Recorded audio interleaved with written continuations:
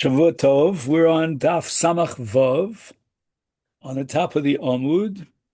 The Gemara on the previous Daf had quoted a brisa from Torah's Kohanim and another brisa from Tanad Bey Rabbi Shmuel.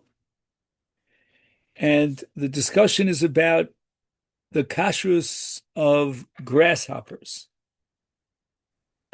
And the Gemara now wants to come up with a practical nafkamina between Tana de Bey Rav and Tana de Bey Rabbi Shmuel b'Maika Miflagi, and the Gemara says Berosho Oroch Ka Miflagi. The nafkamina is going to be there are two types of grasshoppers. The grasshopper that we're familiar with has sort of like a round head that doesn't push out. And then there's something called Rosho Oroch. There's a grasshopper that has a very long head. It's almost like tentacles. Tana de Bey Rav Savar, according to the brisa of the Torah's Kohanim, the Sifra, which is the popular brisa that was well known and well circulated in its time,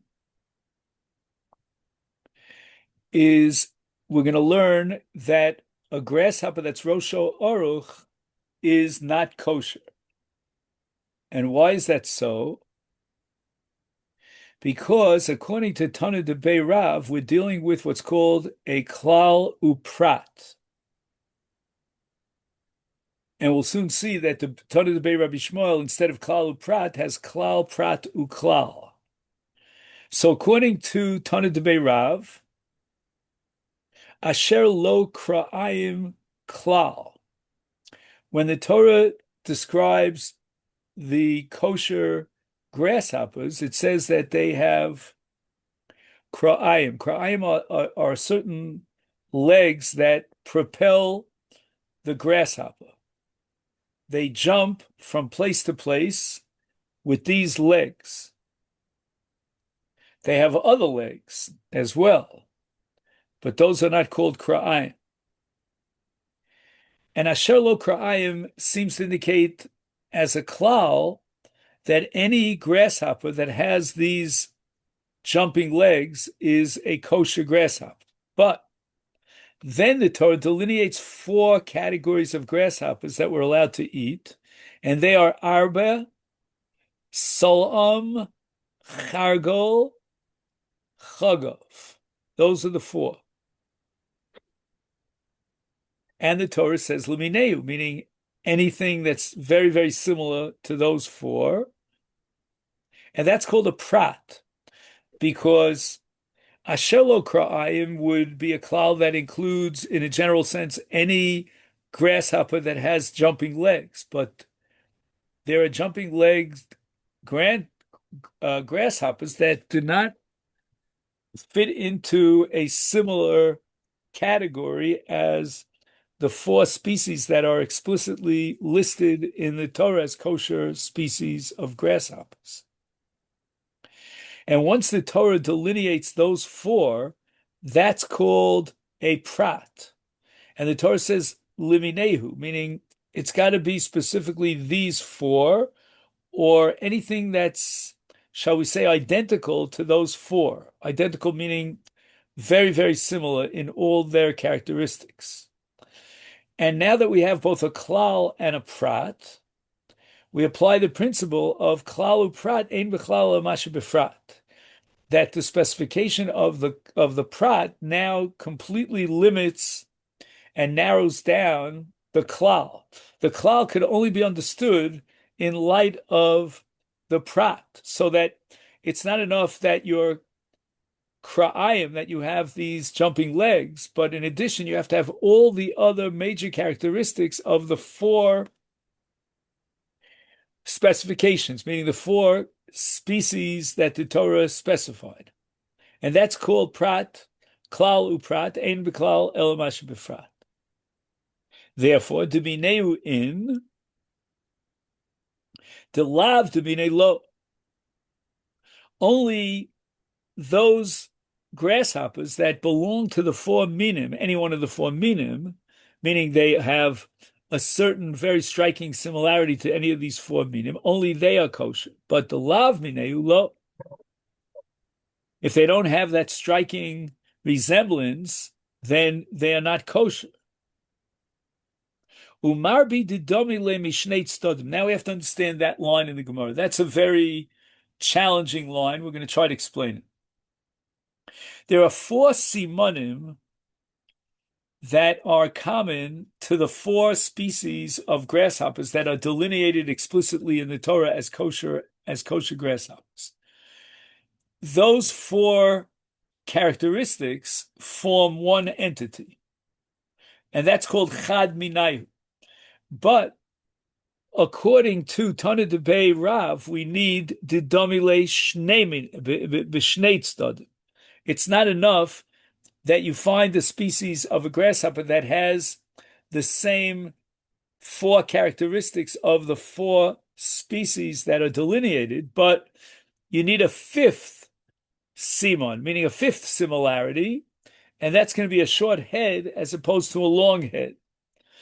And then even if you find a grasshopper that has all four major characteristics of the four categories and species of grasshoppers, but nevertheless, if it doesn't have a short head, but rather it has a long head, then that grasshopper, despite the fact that it has one striking similarity to these four, namely it has all four simonim, but nevertheless it doesn't have the second, which is number 5 on the list, which is ein rosho oroch. And we're going to soon see that that's going to exclude a certain type or species of grasshopper that's long-headed, even though this long-headed grasshopper has in common with all the other kosher species the same four characteristics. Now, let's just mention what those four characteristics are. It has to have the two jumping legs, as we said before. That's called sla'im. Kra'im. Then in addition to that, it has to have 4 wings, another 4 legs for walking, not for jumping, and it has to have wings that cover rov gufo, most of the body of the grasshopper. And all those 4 together, as I said before, merge into chad mina, one dimension, one respect. Then we add the 5th similarity, and that's going to be the shape of the head, which is short and not long.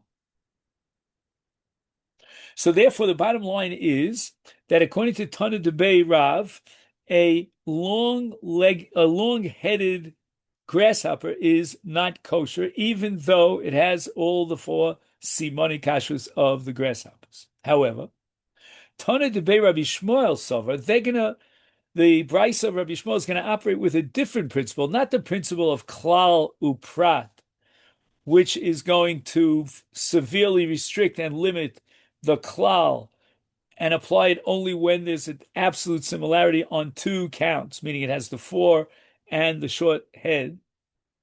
But rather, according to Tana Debei Rabbi Shmuel, we can apply a different method of interpreting the Torah, and that's the midah of klal prat uklal. And the klal prat uklal allows us to expand the prat and therefore include in the list of kosher grasshoppers that which was excluded by Tana Debei Rav, namely the grasshopper that has a long head. Now let's just see how Rabbi Shmuel comes up with a klal prat uklal. Asher lo kra'ayim klal. This we already saw in Tana Debei Rav Ashi, Tana Debei Rav, and that is that it has 2 jumping legs. And then we go to the 4 specific, explicit species that were mentioned in the Torah as kosher grasshoppers. That's arbe, sla'am, targol, and chagav, and that's called a prat. But then the word lemineu, according to Tana Debei Rabbi Shmuel, is chaz havakol. It becomes a klal. So whereas according to Tana Debei Rav, the Limineu was telling me a prat, meaning that it has to be Limineu exactly similar to these four, Rabbi Shmuel is going to learn that Limineu Adarabba is a klal that allows me to expand the uh, the scope of kosher grasshoppers. Iatadon elikena prat. Umarbi, in other words, if you only had the klal leprat enochinami, Rabbi Shmuel would have to concede that all you have is ke'ena prat. It's got to be very similar to the prat.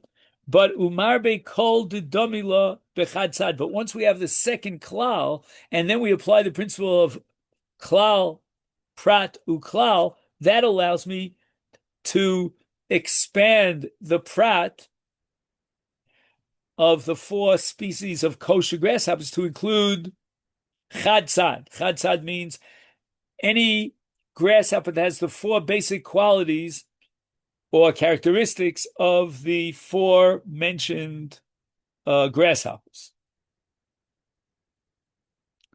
And now the Gemara is going to examine why is it that Tana Debei Rabbi Shmuel is really going out on a limb over here, because this is not your classic case of klal prat uklal that allows you to expand the prat. When do we apply klal prat uklal? That's only if the first and the last klal with the prat sandwiched in the middle are similar. Those two klalim are similar. They're made of the same substance. But here we have two different issues. We have the klala kama, which is telling me asher lo kra'ayim amar Rachmana, any grasshopper that has jumping legs is the isle echol. It has these jumping legs, you're allowed to eat it. And therefore, the lesle, if it doesn't have the jumping legs, lotel, you're not allowed to eat it. It's a non-kosher grasshopper. But klala basra, the last klal of Leminehu, is coming to teach me adishavu bi arba simonim. Right? It has to be similar to the four simonim. And we're saying now that it's enough that there's a basic, profound similarity to the four simonim. We don't need a fifth similarity, and therefore the long-headed grasshopper is kosher. So the Gemara is asking now, this is not a classic klal prat uklal, because the klal kama and the klal basra don't fit in, and they don't mirror image each other. The klal kama is coming to focus on the jumping legs, and the klal basra, the last klal of Mineu, is coming to focus on those characteristics that are common to all four species that were explicitly mentioned as kosher grasshoppers. And in where answers Tana Debei Rabbi Shmuel b'klal uprati ki agavna doin. Rabbi Shmuel is of the opinion that even when the first klal and the last klal are fundamentally different, nevertheless we apply the principle of klal prat uklal. Udamrina nami ba'alma, and if you check it out in other sugyas in the Talmud, which Tosfos mentions the sugya Bava Basra, Bava Kama, and Zvachim, another sugya Krisus. And in all those sugyas, Tana Debei Shmuel b'klal uprati ki agavna mehacha. All of those sugyas assume that Rabbi Shmuel accepts a klal prat uklal structure and methodology of understanding the Torah, even in a case where the klal kama and the klal basra are different, and nevertheless that also qualifies as a klal prat uklal.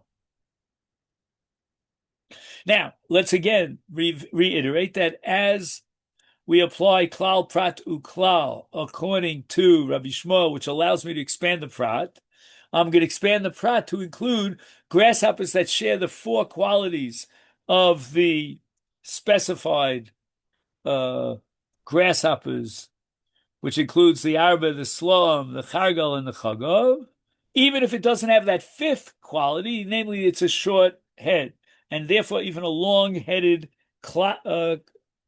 grasshopper is included as a kosher grasshopper.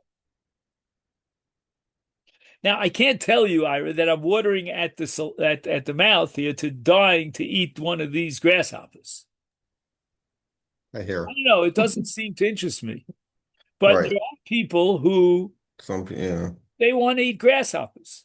Apparently, it has a good crunch to it. I don't know. Or the wing has a crunch. I don't know. Anyway, Omar Mar.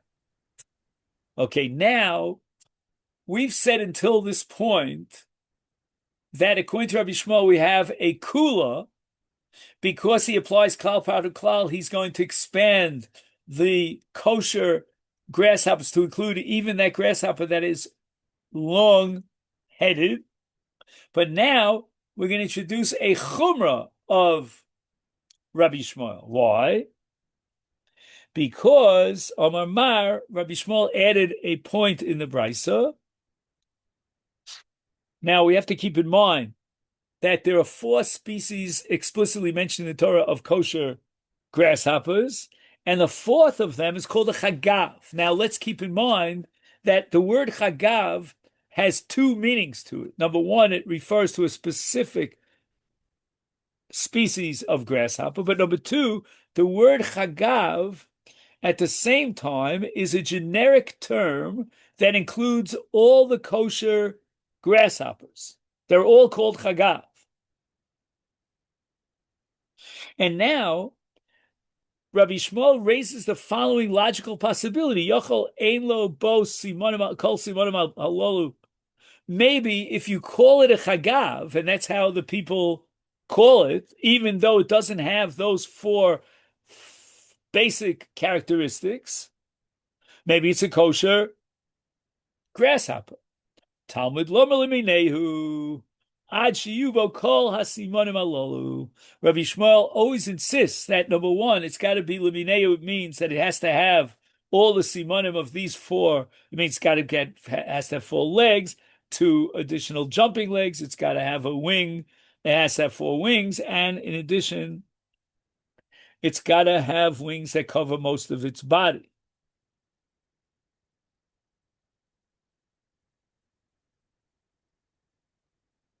And that's derived from the word lemineu.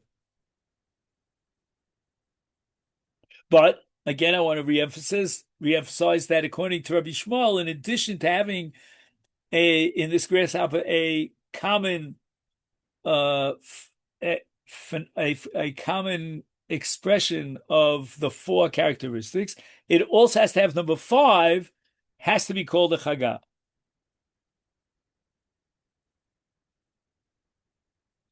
Ein bo kol asimonim alolu mehechetese. How do you know that if it doesn't have all these four characteristics, it's not a kosher grasshopper? After all, arbe v'chargol ksiv.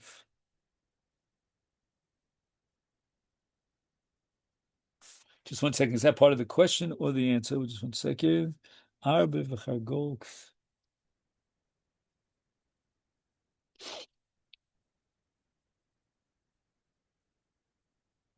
I'm sorry.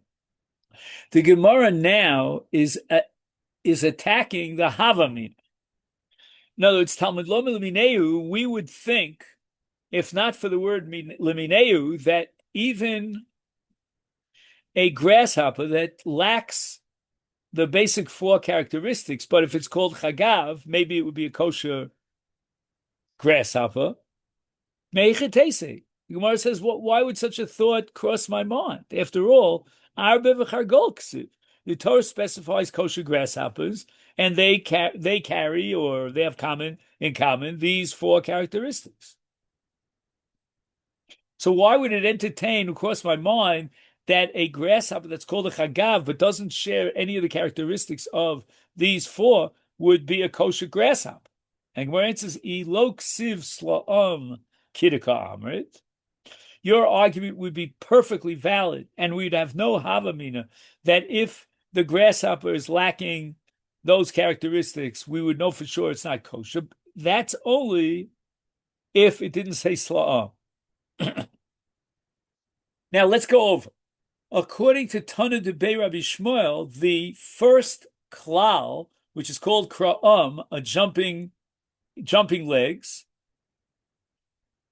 is going to be marbe, even something that's not exactly similar to the other four, and that is a long-headed grasshopper.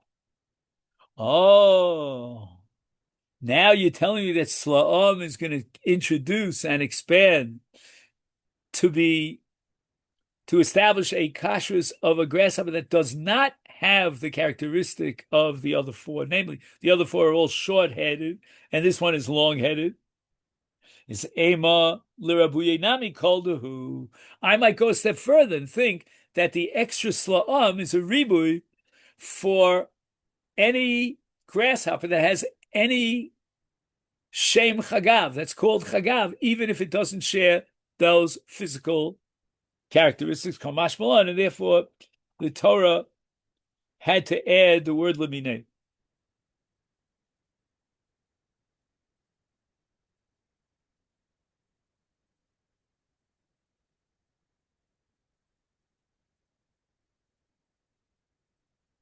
Okay, so the next little piece of Gemara here is it's not really, I don't want to spend too much time on it. This has to do with the names, the Aramaic names of the grasshoppers. Maishna Hossam in the Brisa Tors Kohanim, the Amrit, it says Sla'am is Chargol. I'm sorry, Sla'am is Rashon. Chargal is Nipol. But in the Brisa Rabbi Shmuel, Maishna Hossam the Amrit, Sla'am is Nipol and Chargol is Rashon. Why did it get switched around? And the Gemara answers Marki Asu. In every location, they had a different name for the same species. There's no machlokas here on this issue. Everybody agrees to what sla'am is. Everybody agrees to what chargol is. But in different locales, they had different names that they used locally in the vernacular in that locale. Okay, Rabbosai, at this point, we say goodbye to the grasshoppers. It was like a lot of fun jumping with the grasshoppers. Now we get to fish. Ubidogim, the Mishnah says, Kol sheyesh lo snapir v'kaskes has scales and fins. It's a kosher fish. Toner Rabbanon. What if the fish right now in its infancy does not have skins and fins and scales, and it's going to develop them later on? Is then, and we'll give you two examples, Kigon ha-sultanit ve'ha'afyan, harei mutar. So it means that I can eat the infant fish even without these simonim, because I know it belongs to that species that in the future, as it grows and develops, it will have the scales and the fins.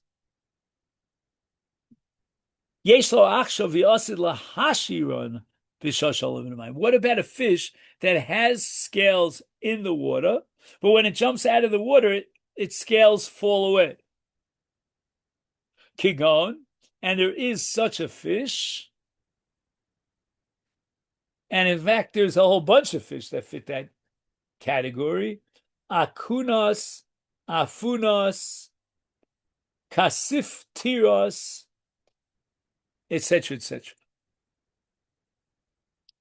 Now, if I'm not mistaken, and I'm going out on a lark here, I'm probably making a mistake here, but anyway, the conservative movement had a ruling when I was a kid that you're allowed to eat swordfish. Now, swordfish do not have scales. But according to their understanding, when the fish was in the water, it had scales.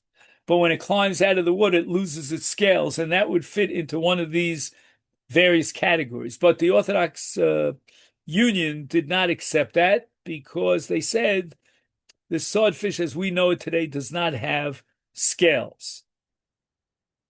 Tana Hasan, we learned in a Mishnah back in Masechta Nida, Kol Sheyesh. Okay, so now we're going to go on to Daf Samach Vav Amid Beis.